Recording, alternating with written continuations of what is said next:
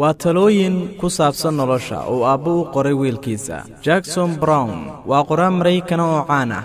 markii uu doonayay wiilkiisu inuu galo jaamacad, waxa uu go'aamiyey inuu u qoro waanooyin iyo tilmaamo wiilkiisu u baahan yahay inuu ku dhaqmo noloshiisa. wuxuuna isku dayay inuu qoro warqad ama laba, laakiin markii uu dhameeyay waxay noqotay 1560 waano. kadib waxay cajabisay ehelkiisa iyo saaxiibadii, waxaanu ka dhigay buug la yiraahdo Life is Little Instructions Book. waxaanu noqday buugga loogu iibsashada badan yahay. barnaamijkan waxaan kugu soo bandhigi doonaa insha Allah 20 kamid ah waanooyinkaasi. intaanad gabar guursan, la sheekayso oo la haasa ugu yaraan 6 bilood. waa qodobka koobaad ee talooyinkii uu Jackson Brown siiyey wiilkiisa.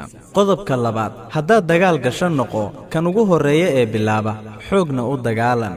ha noqon qof tabar daran oo daciifa. qofka aad jeceshahay kadis uga dhig hadiyado aanu filayn.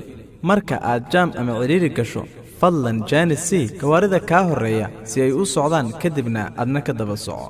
ka fogow cabidda sigaarka, waayo sigaarku wuxuu baabi'iyaa caafimaadka qofka, wuxuuna ka dhigaa mid caafimaadkiisu aanu sax ahayn.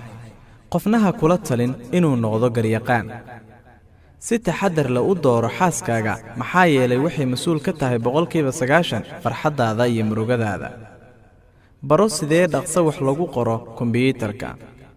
ha ka sugin waanooyin dadka kale kuwaasoo aanad adigu qaban marka hore.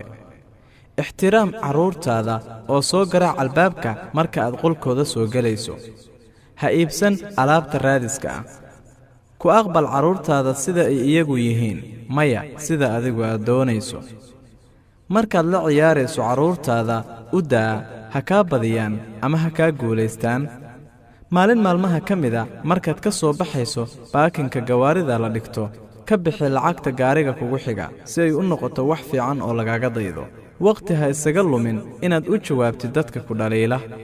ha ku kalsoonaan nin siyaasi ah. noqo saaxiibka ugu fiican xaaskaaga. ha ka tegin shaqada intaanad ku aaminin qof kale.